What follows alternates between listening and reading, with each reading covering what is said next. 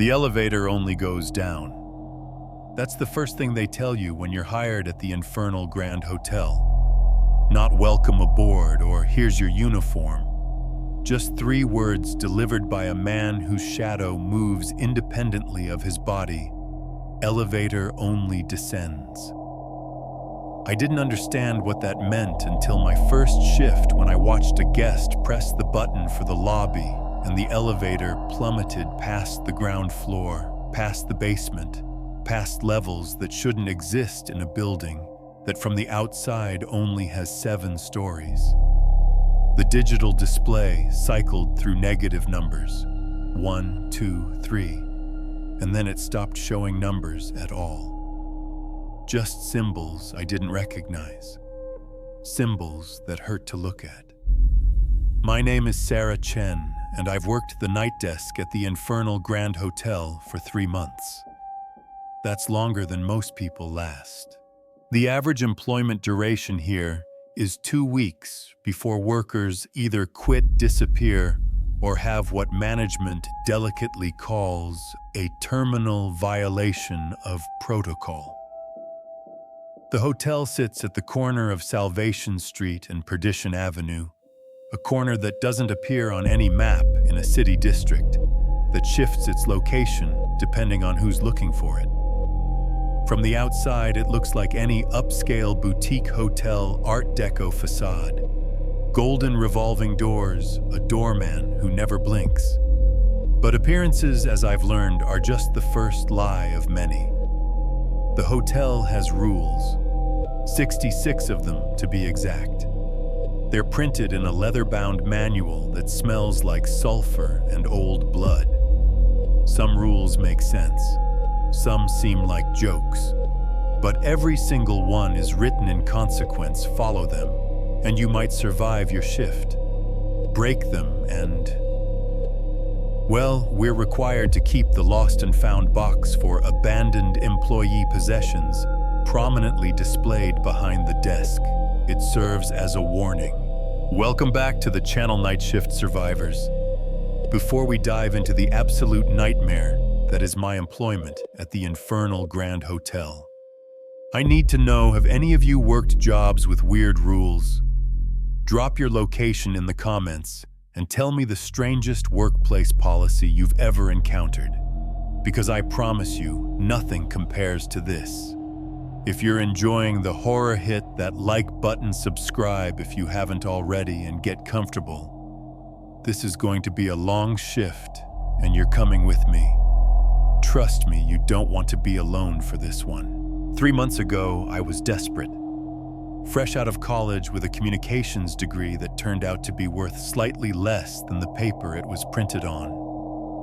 I'd been living in my car for 2 weeks after my roommate decided her boyfriend needed my room more than I did. My bank account showed $47.32. My phone was 1 payment away from disconnection. I'd applied to 127 jobs in 3 months and received 127 rejections or ghostings. Then I found the job posting on Craigslist at 3:47 a.m. Night desk clerk needed. Infernal Grand Hotel, $3,000 week. Lodging included. Immediate start. Discretion required. Some irregularities in clientele and protocol. Strong stomach recommended. $3,000 a week. I didn't even read the rest. I clicked apply and received an automatic response within seconds. Interview scheduled for tonight, 11:55 p.m., 6666 Salvation Street. Ask for Mr. Crowley. Don't be late. The address didn't exist according to Google Maps, but at 11:30 p.m. I drove toward downtown, and somehow I still can't explain how I found it. Salvation Street appeared between 2 buildings I'd passed 100 times, before a narrow lane I would have sworn wasn't there an hour earlier. The hotel materialized out of the shadows like it had been waiting for me specifically. The lobby was beautiful in that old money way that makes you feel underdressed even in your best clothes. Black marble floors, polished to a mirror shine. Art Deco chandeliers dripping crystal. Furniture that looked like it cost more than my car. But there were wrong details if you looked closely.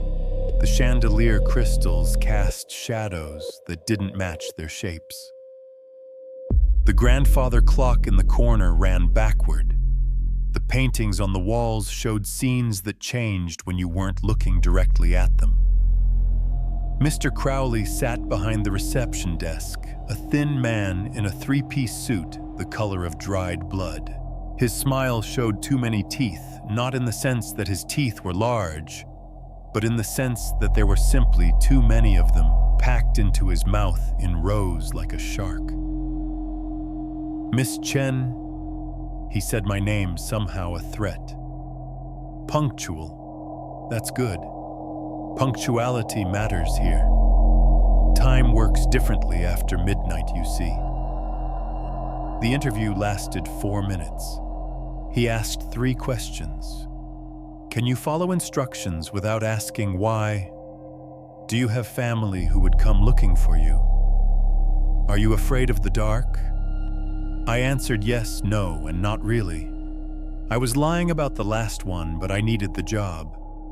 He hired me on the spot, handed me a key card that felt warm, body temperature warm, and the leather-bound rule book. "Your shift is midnight to 6 a.m., 6 nights a week," Mr. Crowley said. "You get Sundays off. We're closed on Sundays.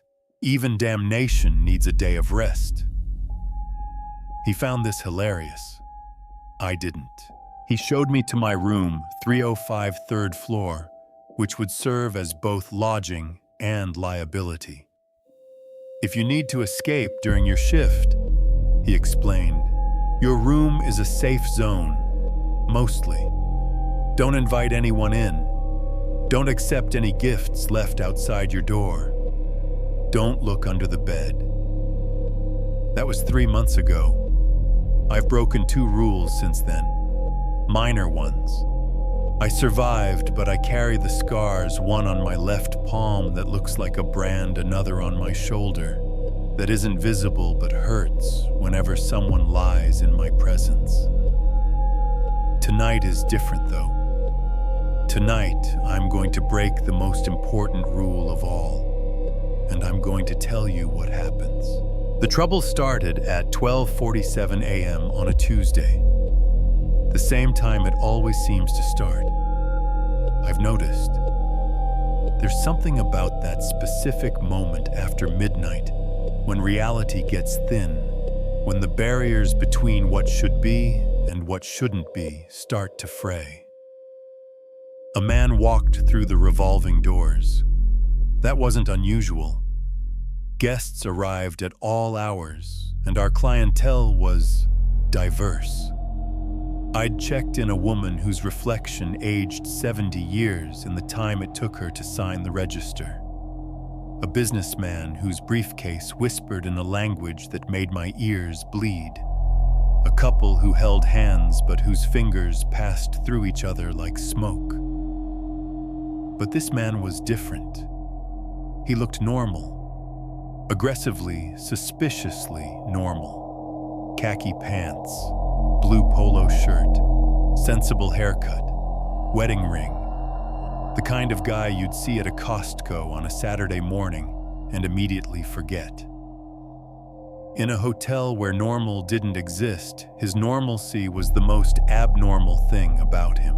He approached the desk and I felt it immediately, that particular cold that has nothing to do with temperature.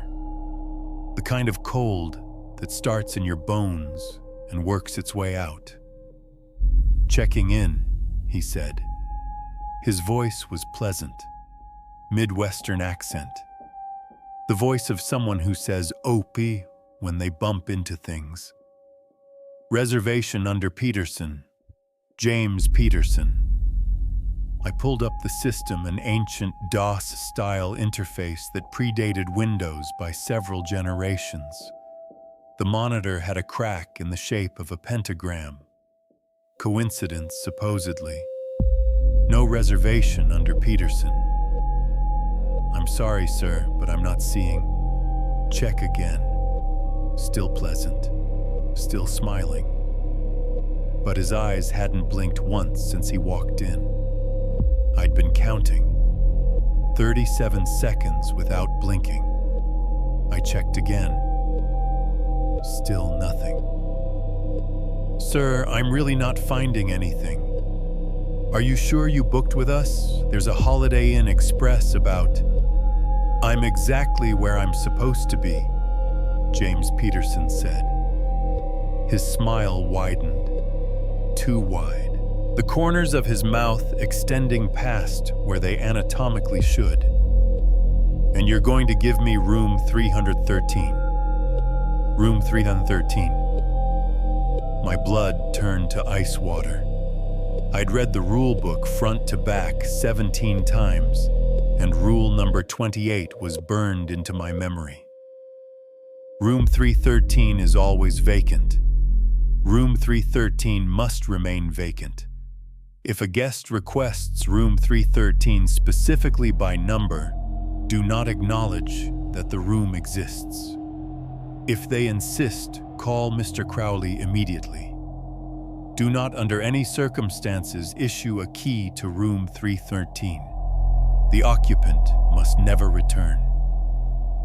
I'm sorry, but we don't have a room 314. I said, my voice steady despite the fear crawling up my spine. The third floor goes from 312 to 314. It's a superstition thing. James Peterson placed both hands flat on the marble counter. Where his palms touched the stone began to frost over ice crystals spreading in geometric patterns that looked almost like screaming faces. "Sarah," he said, using my name, though I hadn't introduced myself. "I'm going to tell you something important. Are you listening?" I nodded, my hand slowly reaching for the phone under the desk. The emergency line to Mr. Crowley's office. "I built this hotel," James Peterson said, "in 1927. I poured the foundation on ground that should never have been built upon. I designed every room. I inscribed every ward. I made deals with things that predate names to ensure this hotel would stand at the crossroads between your world and the ones below. And room 313 is mine. It's always been mine." The lobby lights flickered. The backward-running grandfather clock stopped completely. "You're lying," I said, my finger finding the emergency button. "The hotel was built in 1887. It says so on the plaque outside." "That's what the plaque says now," Peterson agreed. "But plaques can be changed. Histories can be rewritten. The question is, what does the building remember?" I pressed the emergency button. 3 times quick succession, the signal for code red dangerous entity at the desk. Nothing happened. No alarm. No Mr. Crowley materializing from shadows. No backup. James Peterson noticed. His smile reached his ears now, literally. "He can't come. Not tonight. Because tonight the hotel remembers. Tonight is the 97th anniversary of my death, and the contract I signed says I get to come home." The elevator dinged. Both of them, the one on the left that went to floors 17 and the one on the right that only goes down. The doors opened in unison. Empty cars lit by flickering fluorescent lights that cast more shadow than illumination. "I'm going to my room now," Peterson said, walking around the desk. I should have run. Every instinct screamed at me to run, but my feet wouldn't move. It was like being in a dream where your body doesn't obey. You have two choices, Sarah. You can give me the key to 313 break rule number 28 and probably survive the night with a violation on your record. Or I can take the key myself, which means I have to go through you, literally. He reached out toward my throat. His fingers were two long knuckles bending in too many places. That broke the paralysis. I stumbled backward, grabbing the only weapon I had, the letter opener on the desk, ornate silver with an obsidian handle. According to rule number 43, the letter opener is not decorative. It has been blessed by 7 priests and cursed by 13 witches. Use only in extreme emergency. This qualified. I slashed at Peterson's hand. The blade connected, and where it cut, there was no blood. Just darkness pouring out thick and viscous with things moving inside it. Things with too many eyes. Peterson shrieked, not a human sound, but the sound of wind through a graveyard of dirt, hitting a coffin lid of the last breath, leaving a dying man's lungs. The lights went out completely. When they came back on 3 seconds later, James Peterson was gone. But on the counter where he'd stood, frost patterns spelled out a message: 313 remembers, 313 waits, 313 will open. And hanging from the key rack behind me on a hook that had been empty for 97 years was a key. Room 313. It was warm to the touch, like something alive. I didn't touch the key. Not at first. For 20 minutes I stood behind the desk staring at it, while my mind raced through options. Call Mr. Crowley, but the emergency line was dead. Call the police and tell them that a ghost wanted his old room back. Leave, but my contract signed in ink that had smelled disturbingly like copper had very specific penalties for abandoning a shift. Penalties that included phrases like forfeiture of corporeal autonomy and perpetual servitude. The key hung on the rack, swaying slightly despite the absence of any breeze. At 1:15 a.m., the main elevator dinged. A family stepped out, mother, father, 2 children around 8 and 10. They looked exhausted, dragging suitcases, the kids half asleep on their feet. Normal. Too normal, just like Peterson. Checking in, the father said. Reservation under Martinez. I found their reservation immediately. 2 adjoining rooms, 3rd floor. Rooms 307 and 309. Welcome to the Infernal Grand, I said, my voice operating on autopilot while my brain screamed about the key behind me. I'll just need a credit card and ID. While I processed their check-in, the little boy Miguel, according to the registration, pointed at the key rack. Mom, why is that key glowing? I turned. He was right. The key to 3113 was emanating a faint red light pulsing like a heartbeat. It's just a decorative light, I lied. Design choice. It's pretty, Miguel said. What room is it? Miguel, don't bother the nice lady, his mother said. But she was looking at the key too now. They were all looking at it. The key's glow intensified. The pulse quickened. Rule number 28 didn't say anything about what to do if guests noticed the key.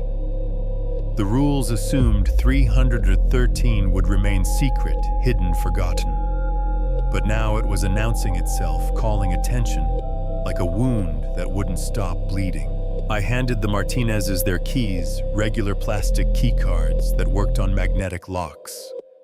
Nothing special. Nothing that glowed or pulsed or whispered. Third floor rooms 307 and 309. Breakfast is served from 7 to 10 a.m. in the restaurant. Please note that the breakfast items change daily and should be carefully inspected before consumption. Do not eat anything blue. Mrs. Martinez blinked. I'm sorry, what? Enjoy your stay, I said quickly, ushering them toward the elevator. After they left, I finally grabbed the phone and tried every extension I knew. Mr. Crowley's office, no answer. Maintenance disconnected.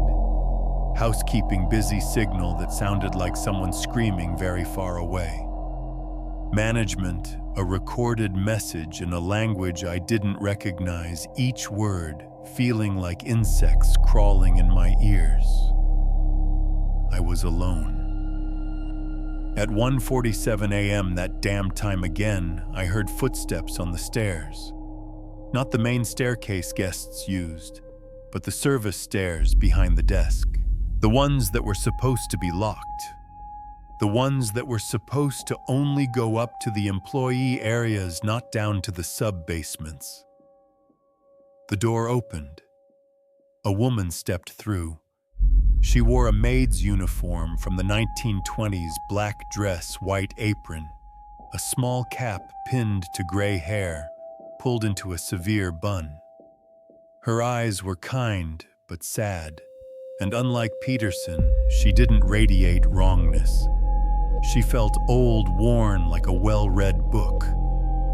You must be the new girl, she said. Sarah, isn't it? Who are you? How did you? My name was Elizabeth Thorne.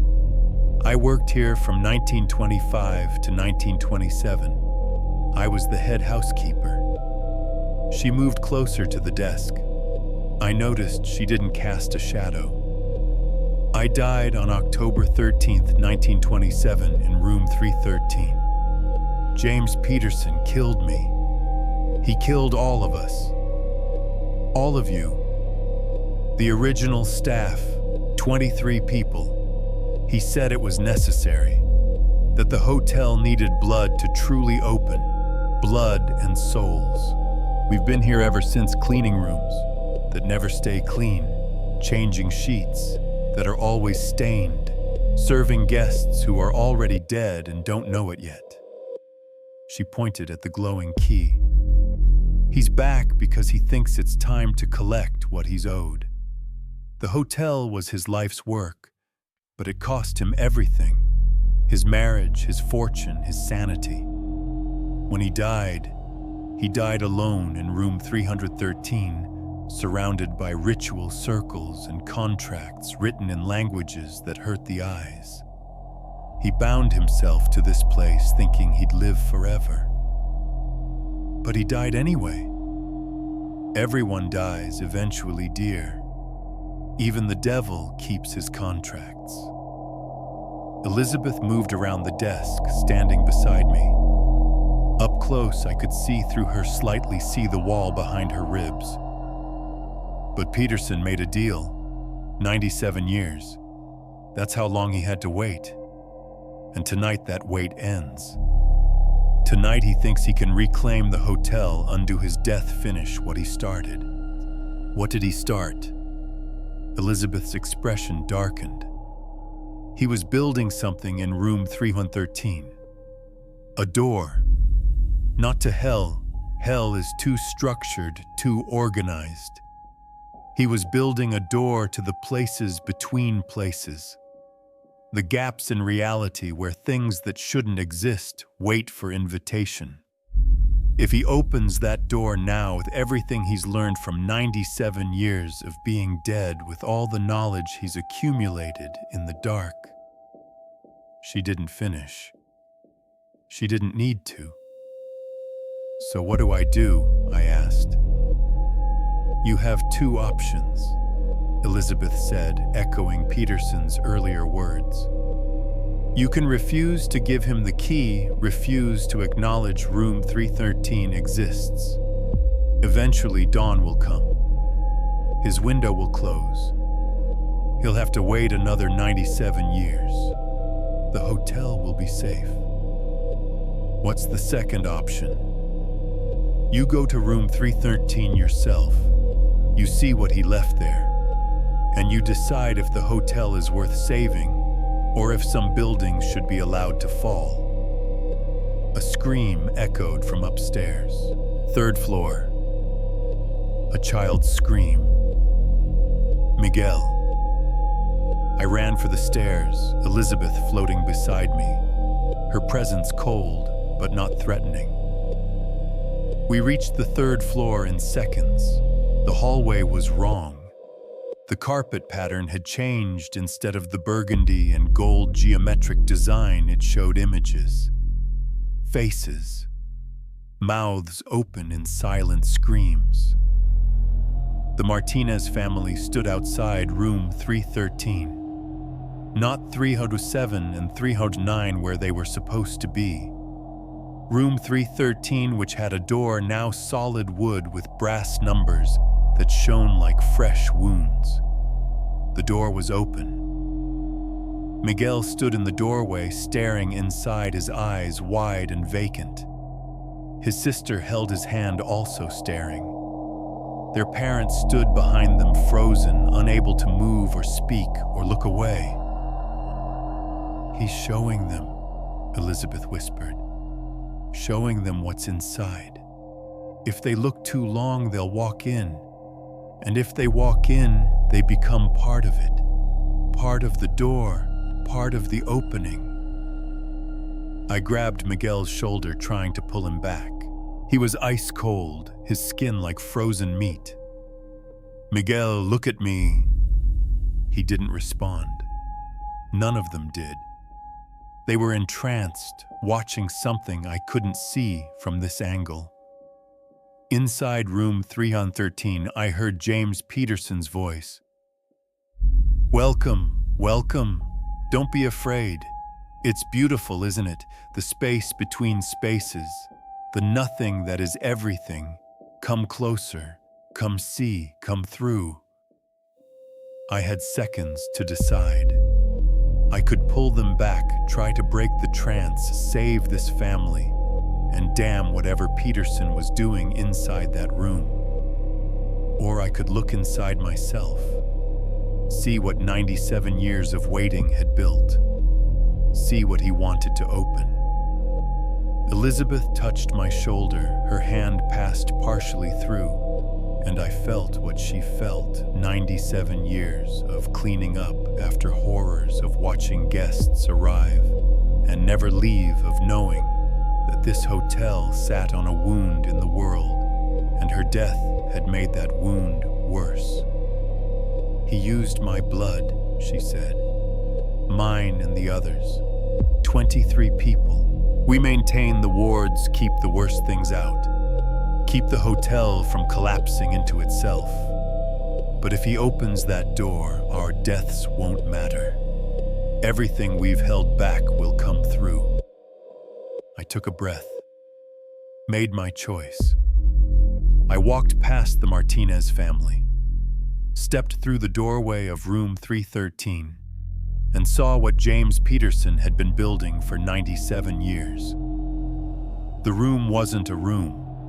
It was a space impossibly large, stretching in directions that didn't exist in normal geometry.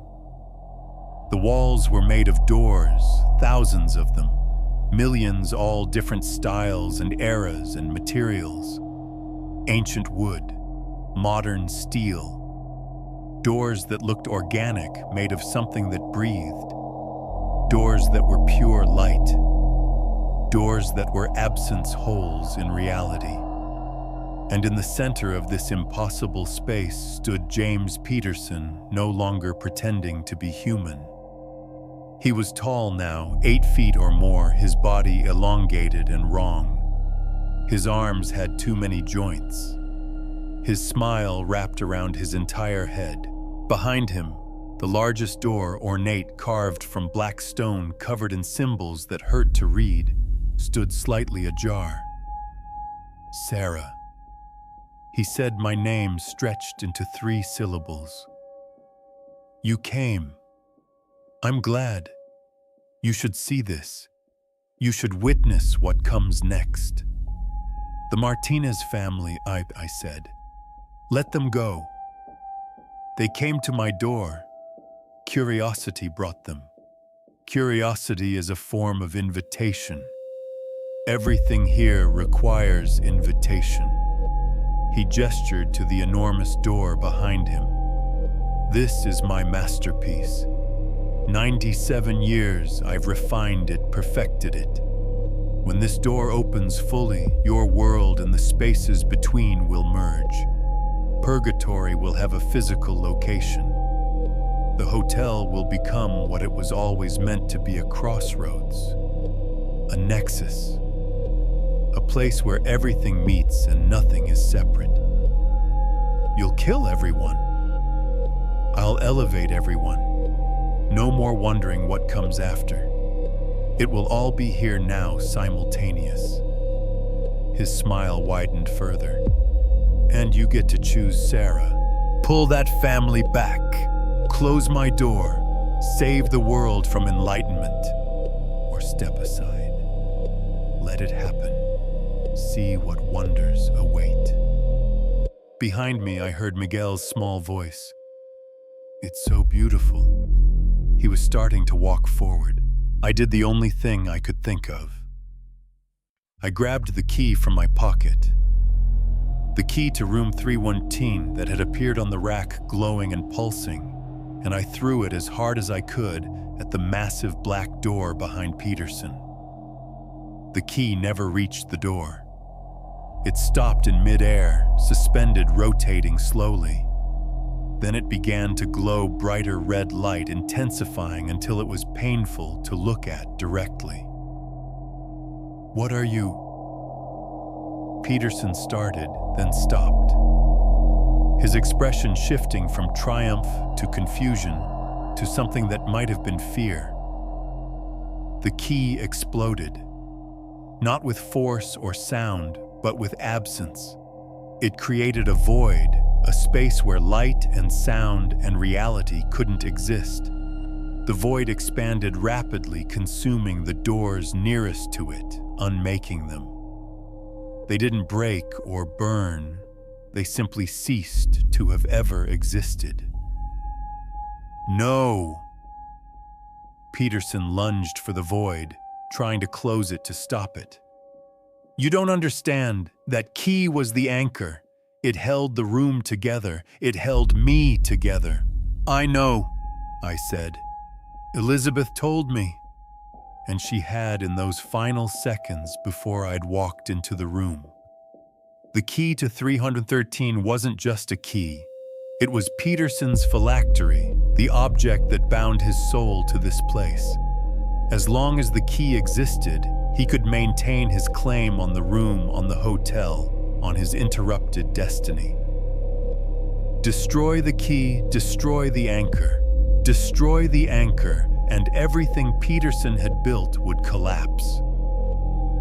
The void spread faster now, consuming door after door. Peterson screamed that same wind-through-graveyard sound as his body began to unravel. His two long arms dissolved into smoke.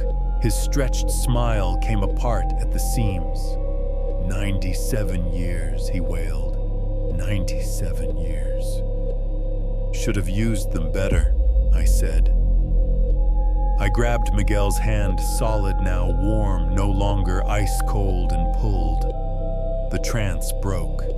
He blinked, looked around in confusion, and started crying. His sister snapped out of it next, then their parents. I shoved them towards the hallway. Run! Get to your rooms! Don't look back!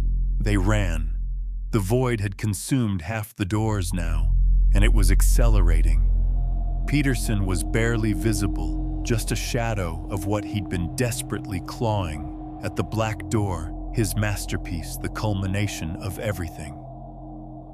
You've killed us all, he hissed. When the room collapses, it takes the hotel with it. Everything collapses into the void. Everyone inside dies. Elizabeth's ghost appeared beside me. She looked more solid than before, more real. He's lying, she said. The hotel will survive, but the room won't, and neither will he. And the 23 of you? I asked. She smiled sadly. We were bound to room 313. When it goes, we go too. Finally. After 97 years, we get to leave. The void touched the black door. The ornate stone began to crack, to crumble. Behind it, I caught a glimpse of what Peterson had wanted to unleash, a space of pure chaos, where up and down were suggestions, where time folded into itself, where things that had no shape or form or name writhed in eternal hunger. Then the door collapsed entirely, and the void consumed it. The chaos behind it was swallowed unmade, returned to the nothing it had come from. James Peterson reached for me one last time. You were supposed to be desperate enough, broken enough. That's why we choose people like you, people with nothing to lose. That's where you're wrong, I said. I have everything to lose. That's why I'm still here. The void consumed him. He didn't scream at the end. He just stopped. The room began collapsing in on itself, the impossible geometry folding, the endless space shrinking. Elizabeth took my hand. I could feel her, really feel her, solid and warm and alive for just this moment. Run, dear, she said. We'll handle the rest. I saw them then appearing around the edges of the collapsing room. 23 ghosts, the original staff, all in their 1920s uniforms. They formed a circle, holding hands, and began to sing something in Latin. A hymn, maybe, or a prayer. The room contracted faster. I ran for the door, the normal door, the one that led back to the third-floor hallway. Behind me, the singing grew louder, and I heard Elizabeth's voice rise above the others. Thank you, Sarah. Tell them we served until the end. I dove through the doorway. The door to room 313 slammed shut behind me. There was a sound like reality taking a deep breath, a moment of absolute silence, and then I was lying in the third-floor hallway. Normal burgundy and gold carpet, normal wallpaper, normal dim lighting. The door behind me read 312 on one side and 314 on the other, with a blank wall between them where 313 should have been. Room 313 was gone, completely, like it had never existed. Down the hall, I could hear the Martinez family in their rooms, the parents comforting their crying children, telling them it was just a nightmare, just stress from traveling. Everything was fine now. I pulled myself to my feet. My hands were shaking.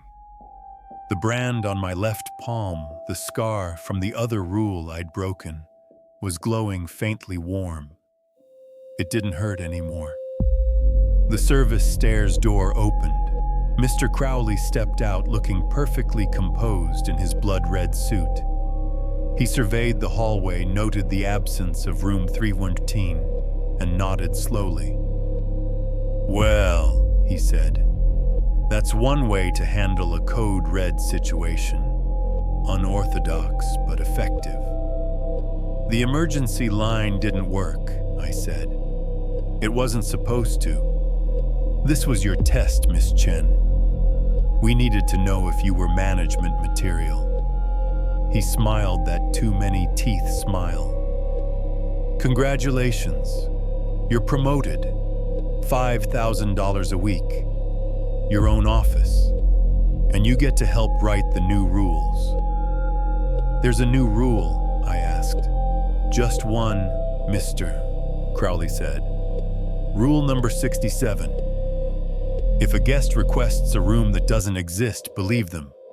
It might exist soon.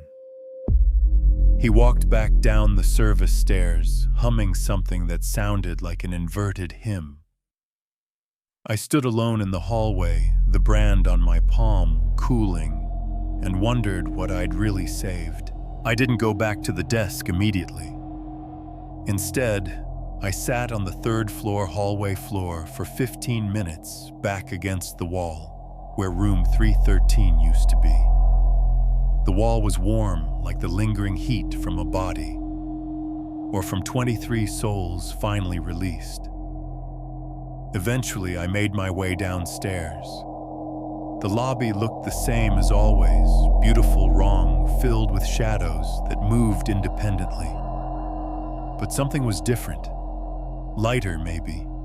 Less oppressive. The air didn't taste like copper anymore. Behind the desk, the key rack no longer had a hook for 313. The space had closed up the brass hooks, reorganizing themselves seamlessly. I checked the leather-bound rule book.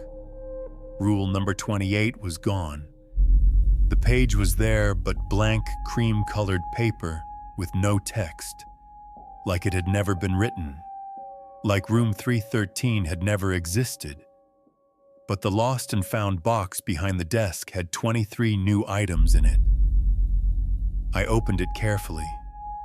Inside, a pair of wire-rimmed glasses, a silver pocket watch, a cameo brooch, a set of rosary beads, personal effects from the 1920s neatly arranged, each one labeled with a name: Elizabeth Thorne, Robert Chen, Maria Santos. On and on, all 23. At the bottom of the box was a note written in elegant cursive on hotel stationery that had aged to yellow. "Thank you for letting us rest. We held back the darkness as long as we could. The hotel is yours now. Take care of it. Take care of the guests, even the damned ones. Everyone deserves one last chance at redemption. E.T." I put the box away carefully and sat down at the desk. The computer system had updated itself. Room 313 no longer appeared in the database. The floor plans had been redrawn. The hotel had edited its own history, closing the wound. At 4:17 a.m., the Martinez family came downstairs with all their luggage. "We're checking out early," Mr. Martinez said. He looked exhausted, dark circles under his eyes. "The kids can't sleep. They keep having nightmares." I processed their early checkout, waiving the fees. "I'm sorry you had a difficult stay." "It's not your fault," Mrs. Martinez said, though she wouldn't meet my eyes. "This place is just... it's not for us." Miguel looked at me as they headed for the door. He waved a small normal wave, a child's gesture. Nothing wrong with it. Nothing stretched or unnatural. I waved back. After they left, I opened my laptop and started documenting everything. Mr. Crowley said I was management now. That meant I needed to understand this place, really understand it. What it was. Why it existed. How many other rooms like 313 might be waiting? The grandfather clock in the corner resumed its backward running. The chandelier crystals cast their impossible shadows. Outside, dawn was still 2 hours away. I had work to do. At 5:55 a.m., 5 minutes before my shift ended, I went up to my room to grab my jacket. Room 305, third floor, my safe zone. I unlocked the door and stopped. My room was different. The furniture had been rearranged. The bed was against the opposite wall. The closet was on the wrong side. Even the window was in a different location, showing a view of the alley instead of the street. On the desk sat the leather-bound rulebook, not the main copy from behind the reception desk that was still downstairs. This was a different book, identical in appearance but older. The leather was more cracked, the pages more yellowed.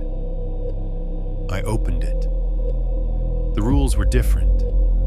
Older versions, maybe, or alternative rules for different circumstances. I flipped to the end past rule number 66 and found more pages I'd never seen before. Rule number 67. Management is bound to the hotel in ways employees are not. Promotion is permanent. Resignation is not possible. The hotel does not let go of those who truly see it. My hand started shaking. Rule number 68. Each floor of the hotel exists partially in a different reality. The first floor touches the living world. The second floor touches the dying. The third floor touches the dead. Employees housed on the third floor are transitional beings. I looked around my room, the room I'd been living in for 3 months. The room that had been my safe zone. Rule number 69. Room 305 was formerly Room 313 before the renovation of 1927. When James Peterson died, his room number was changed to avoid suspicion. The space remembers. The occupant inherits. No. I ran to the mirror. My reflection looked normal. Sarah Chen, 22 years old, black hair, brown eyes, breathing, alive. But my reflection didn't cast a shadow. I checked my phone. The last text message I'd received was from 3 months ago, Emma breaking up with me. Nothing since then. 3 months of silence. I'd been so focused on surviving each shift that I hadn't noticed no one had contacted me, because no one could. Because I'd been dead the whole time. The room began to change around me. The modern furniture aged, reverting to 1920s style. The paint peeled, revealing older wallpaper underneath. The window showed not the alley, but an impossible view. I could see the hotel from outside. See all 7 floors, see myself standing in the window of room 313. No. Room 305. They were the same room. They'd always been the same room. On the desk, a new page materialized in the rule book. Rule number 70, written in handwriting. I recognized as my own, when an employee breaks rule number 28, they inherit the responsibility. Someone must always maintain the wards. Someone must always watch the doors. The hotel requires a guardian. Elizabeth Thorne served for 97 years. Sarah Chen begins her service now. I remembered the car accident 3 months ago, before the job interview. The black ice on the highway, the semi-truck's headlights, the terrible moment of impact. I'd thought I'd survived. Walked away without a scratch. Found the Craigslist posting an hour later. But I hadn't walked away. I'd died instantly. And the job posting had been an invitation, a contract, a chance to serve instead of simply haunting. I looked at my phone. The date showed March 13th, 2024. But I'd started working here in December. 3 months backward in time, reliving my death over and over until I was ready to accept what I'd become. Outside my window, dawn broke. The city came alive. The hotel prepared for another day. And I understood finally that I would never leave. Not for 97 years. Maybe not ever. I picked up the rule book and started reading. I had a lot to learn. After all, I was management now.